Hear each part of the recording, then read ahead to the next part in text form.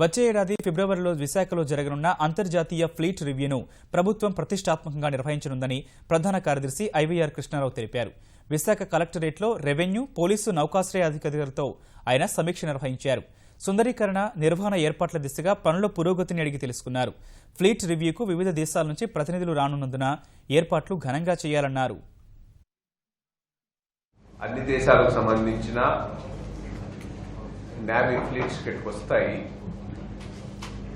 ఈ fleet review ఈవెంట్కు భారత రాష్ట్రపతి, భారత ప్రధాని కూడా హాజరవుతున్నారు.